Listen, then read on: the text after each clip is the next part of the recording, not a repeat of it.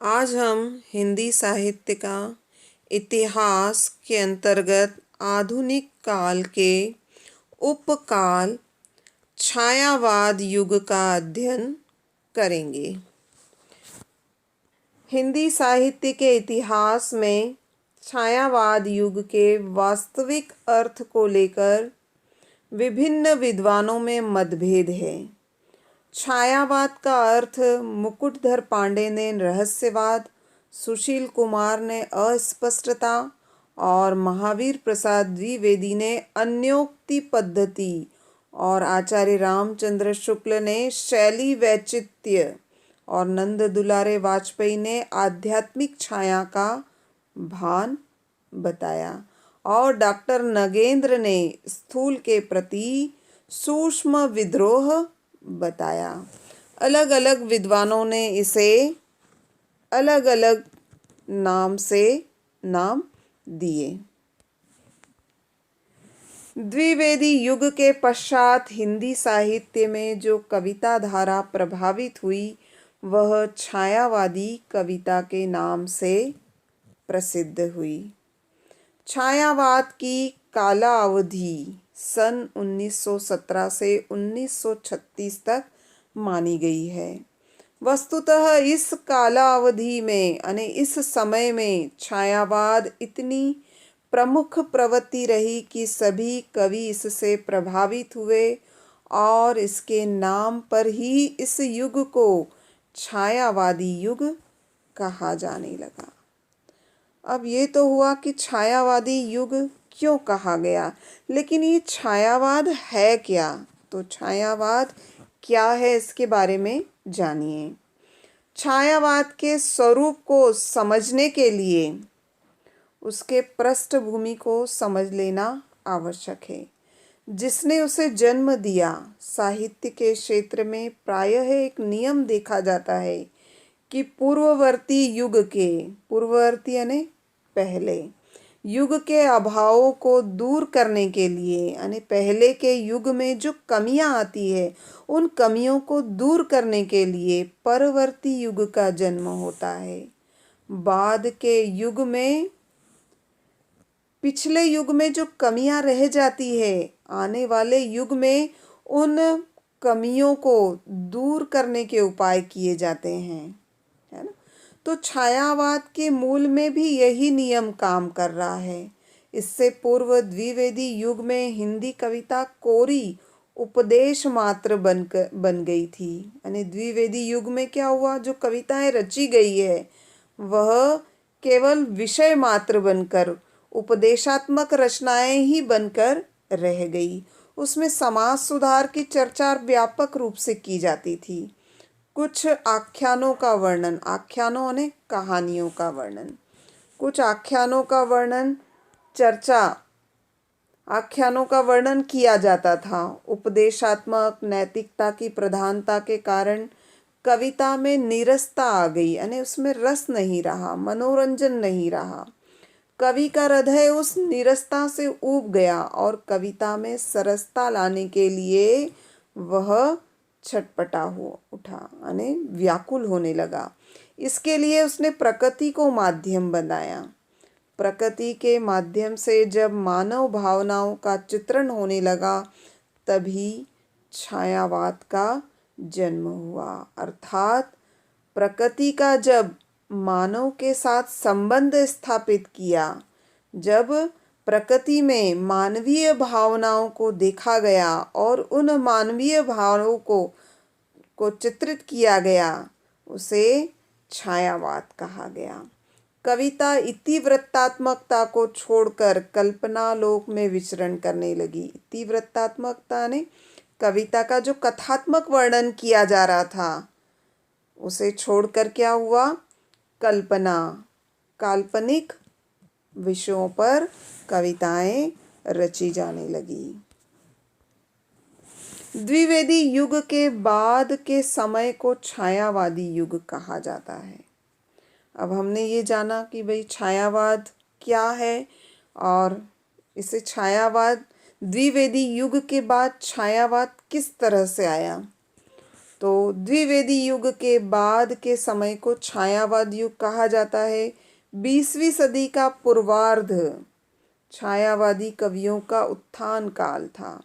इस युग को जयशंकर प्रसाद, महादेवी वर्मा, सूर्यकांत त्रिपाठी निराला, सुमित्रा नंदन पंत जैसे छायावादी प्रकृति उपासक यानी प्रकृति की उपासना करने वाले सौंदर्य के पुजारी, सौंदर्य पूजक, सौंदर्य के पुजारी कवियों का युग कहा जाता है।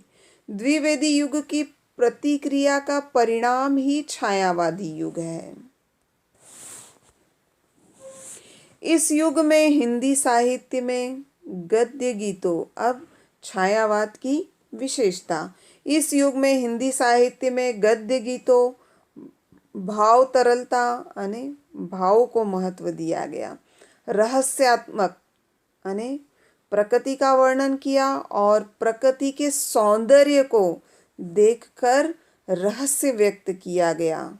किसके प्रति? अज्ञात ईश्वर के प्रति, जिसने इस प्रकृति को बनाया है।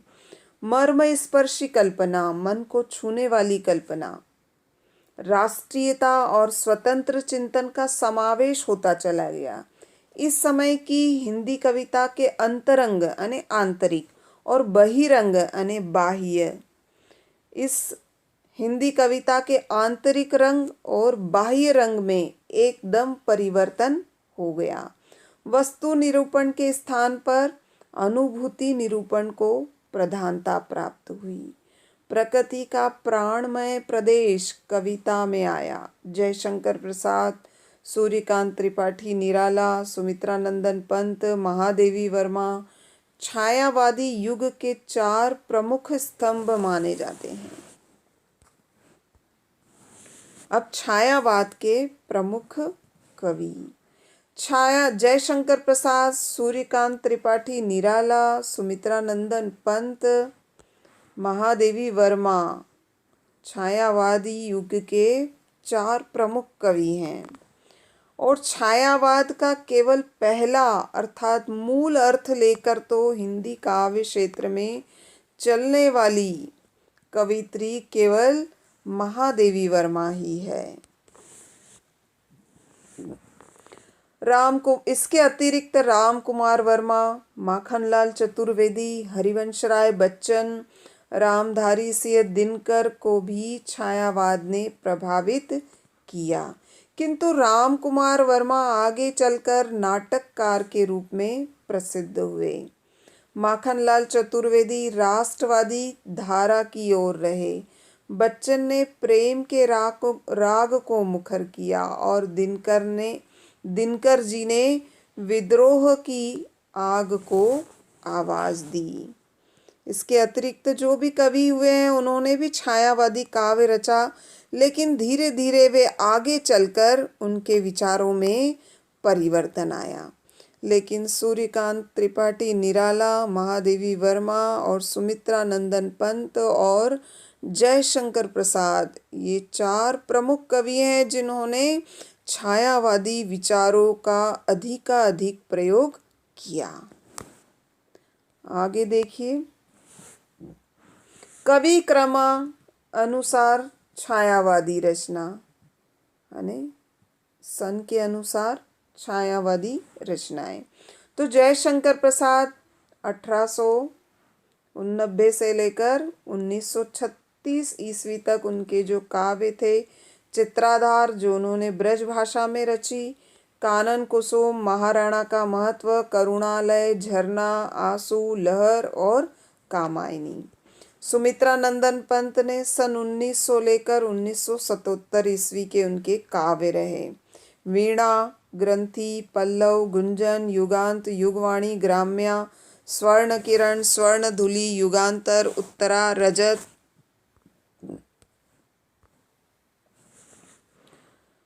शिखर, शिल्पी, प्रतिमा, सोवर्ण, वाणी, चिदंबरा, रश्मिबंध, कला और बूढ़ा चांद,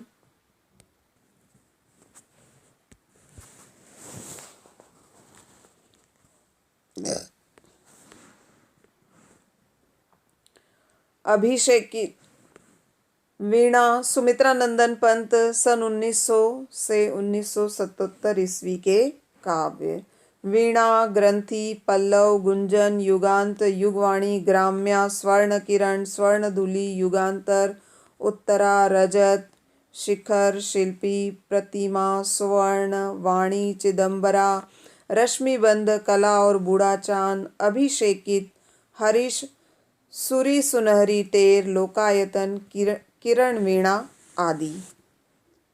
इसके पश्चात सूर्यकांत त्रिपाठी निराला सन 1898 से 1961 ईस्वी के काव्य।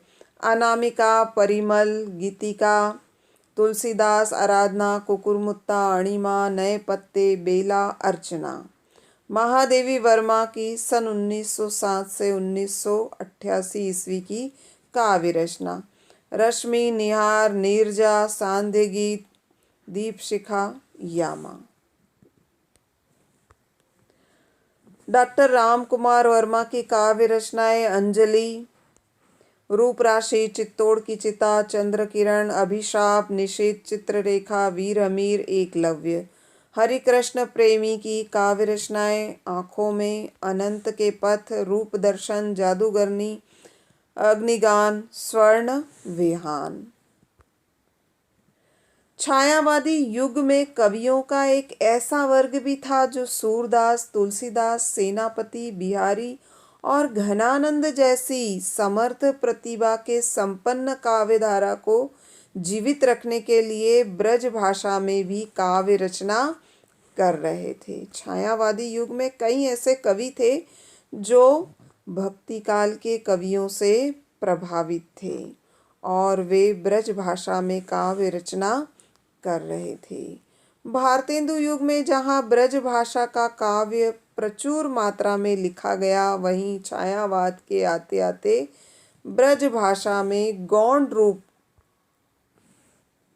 में काव्य रचना लिखी जाती रही। इन कवियों का मत था कि ब्रज भाषा में काव्य की लंबी परंपरा ने उसे काव्य के अनुकूल बना दिया। छायावादी युग में ब्रज भाषा में काव्य रचना करने वाले कवियों में रामनाथ ज्योतिषी, रामचंद्र शुक्ल, राय कृष्णदास, जगदम्बा प्रसाद मिश्र, हितैषी, दुलारे लाल भार्गव और वियोगहरि। अब छायावादी युग में किन किन विधाओं का विकास हुआ। अब इसमें सबसे पहले आप देखिए नाटक। नामकरण की दृष्टि से यदि विचार करें तो हिंदी नाट्य साहित्य के इस युग को प्रसाद युग कहना उपयुक्त होगा। यद्यपि प्रसाद जी ने सन 1918 के पूर्व ही नाटकों की रचना आरंभ कर दी, पर उनकी आरंभिक रचनाएं सज्जन, कल्याणी, परिणय, प्रायश्चित, करुणालय, राजश्री आदि नाट्य कला की दृष्टि से अपरिपक्व हैं। इनके अध्ययन से स्पष्ट प्रतीत होता है कि वे अपने माध्यम से खोज रहे थे। यह माध्यम उन्हें आलोच्य युग में प्राप्त हुआ। विशाख, अजातशत्रु, कामना, प्रकाशन, जन्मेजन का नाग्य, स्कंदगुप्त, एक चूंट, चंद्रगुप्त, ध्रुव स्वामिनी शीर्षक नाट्य कृतियों के रूप में। इनके माध्यम से उन्होंने हिंदी नाट्य साहित्य को विशिष्ट स्तर और गरिमा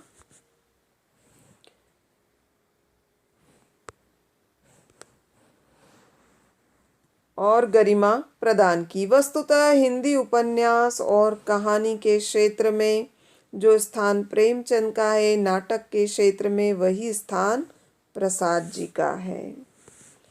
अब छायावादी युग में कहानी का विकास। हिंदी कहानी का प्रकार और परिणाम दोनों ही दृष्टियों से वास्तविक विकास विवेच्य काल में ही हुआ। यह एक निर्विवाद सत्य तथ्य है कि जिस प्रकार प्रेमचंद इस काल के उपन्यास साहित्य के एक छत्र सम्राट बने रहे, उसी प्रकार कहानी के क्षेत्र में भी उनका स्थान अद्वितीय रहा। इस अवधि में उन्होंने लगभग 200 कहानियाँ लिखी। उनके कहानी लेखन की लगभग उनकी कहानी लेखन की सबसे बड़ी विशेषता यह है कि स्वयं उनकी ही कहानियों में हिंदी कहानी के विकास की प्रायः सभी अवस्थाएं दृष्टिगोचर हो जाती है। दृष्टिगोचर यानी दिखाई देती है। उनकी आरंभिक कहानियों में किस्सा गोई, आदर्शवाद, स्व उद्देश्यता की मात्रा अधिक है। यद्यपि व्यवहारिक मनोविज्ञान का पुट देकर मानव चरित्र के सूक्ष्म उद्घाटन की क्षमता के फलस्वरूप प्रेमचंद ने अपनी कहानियों को विशिष्ट बना दिया, पर इनकी आरंभिक कहानियों का कच्चापन और यथार्थ उनकी कमजोरी पकड़ अत्यंत स्पष्ट है। इन कहानियों में हम एक अत्यंत प्रबुद्ध कलाकार को कहानी के सही ढांचे और शिल्प की तलाश में संघर्षरत पाते हैं। बलिदान, आत्माराम, बूढ़ी काकी, विचित्र होली, ग्रह दा, हार की जीत, परीक्षा, आप बीती, उद्धार, सवा सेर गेहूं, शतरंज के खिलाड़ी, माता का हृदय, कजाकी, सुजान भगत, इस्तीफा, अयोध्या, पूस की रात, तावान, होली का उपहार, ठाकुर का कुआं, कफन आदि कहानियों में इस तलाश की रेखाएं स्पष्ट देखी जा सकती हैं। इस काल में दूसरे प्रमुख कहानीकार जयशंकर प्रसाद हैं। यद्यपि उनकी पहली कहानी ग्राम सन 1911 में इंदु में छप चुकी थी, इंदु पत्रिका का नाम है, तथापि उनके महत्वपूर्ण कहानी संग्रह प्रतिध्वनि, आकाशदीप, आंधी, इंद्रजाल आदि विवेच्य काल से ही प्रकाश में आए। कहानी लेखक के रूप में उनकी प्रकृति प्रेमचंद से बिल्कुल अलग है। जहां प्रेमचंद का रुझान जीवन के चारों ओर फैले यथार्थ में था, वहीं प्रसाद रूमानी स्वभाव के व्यक्ति थे। उनकी कहानियों में जीवन के सामान्य यथार्थ को कम और स्वर्णिम अतीत के गौरव और मृषण भावुकता की कल्पना की ऊंची उड़ान काव्यात्मक चित्रण को अधिक महत्व मिला है। उनकी कुछ कहानियां तो आधुनिक कहानी की तुलना में संस्कृत गद्य काव्य के निकट है। अब छायावाद में उपन्यास का विकास किस तरह हुआ, तो हिंदी उपन्यास साहित्य के संदर्भ में आलोच्य युग को प्रेमचंद युग की संज्ञा लगभग निर्विवाद रूप से मिल चुकी है, क्योंकि सेवा सदन का प्रकाशन न केवल प्रेमचंद के साहित्यिक जीवन की अपितु हिंदी उपन्यास की भी एक महत्वपूर्ण घटना थी। सेवा सदन पूर्ववर्ती कथा साहित्य का अभूतपूर्व विकास था। इससे पहले कथा साहित्य में या तो अजीबोगरीबों घटनाओं के द्वारा कौतूहल और चमत्कार की सृष्टि रहती थी। आर्य समाज तत्समान अन्य सामाजिक आंदोलन से प्रभावित समाज सुधारों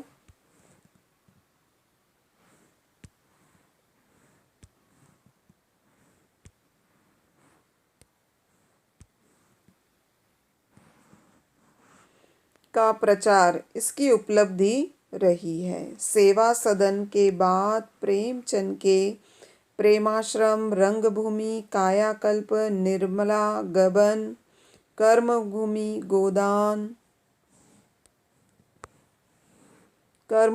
गोदान शीर्षक मौलिक उपन्यास प्रकाशित हुए। इस बीच उन्होंने 2 पुराने उर्दू उपन्यासों को भी हिंदी में रूपांतरित और परिष्कृत करके प्रकाशित किया। जलवय इसार का रूपांतर वरदान सन 1921 में प्रकाशित हुआ। हम खुरमा व हम सबाब के पूर्व प्रकाशित हिंदी रूपांतर प्रेमा अर्थात 2 सखियों का विवाह को परिष्कृत कर उन्होंने प्रतिज्ञा मौलिक उपन्यास प्रकाशित हुए। इस बीच उन्होंने अपने 2 पुराने उर्दू उपन्यासों को भी हिंदी में रूपांतरित और परिष्कृत करके प्रकाशित किया। उन्होंने प्रतिज्ञा शीर्षक से उसे सर्वथा नए रूप में प्रकाशित कराया। रचना की दृष्टि से छायावाद के कवि समालोचक में आचार्य द्विवेदी जी, पद्म सिंह जी शर्मा, विश्वनाथ प्रसाद मिश्र, आचार्य रामचंद्र शुक्ल, डॉक्टर राम कुमार वर्मा, श्याम सुंदर दास, डॉक्टर राम रतन भटनागर आदि। कहानी लेखक में प्रेमचंद, विनोद शंकर, प्रसाद पंत, गुलेरी, निराला, कौशिक, सुदर्शन, जैनेन्द्र, हृदयेश आदि। उपन्यासकार में प्रेमचंद, प्रताप नारायण श्रीवास्तव, प्रसाद उग्र, हृदयेश, जैनेन्द्र, भगवती चरण वर्मा, वृंदावन लाल वर्मा, गुरुदत्त आदि।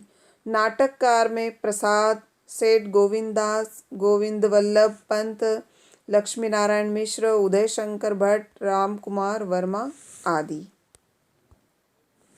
नाटककार में प्रसाद, सेठ गोविंददास, गोविंद वल्लभ पंत, लक्ष्मी नारायण मिश्र, उदय शंकर भट्ट, डॉक्टर राम कुमार वर्मा। निबंध लेखक में आचार्य द्विवेदी, माधव प्रसाद शुक्ल, रामचंद्र शुक्ल, बाबू श्याम सुंदर दास, पद्म सिंह, अध्यापक पूर्ण सिंह। तो ये हुआ छायावाद का परिचय। इसके अंतर्गत हमने छायावाद के बारे में जाना और छायावाद के प्रमुख कवि और छायावाद में किन किन विधाओं का विकास हुआ। इसके अंतर्गत हमने कहानी, उपन्यास और नाटक का विकास क्रम जाना। बहुत बहुत धन्यवाद।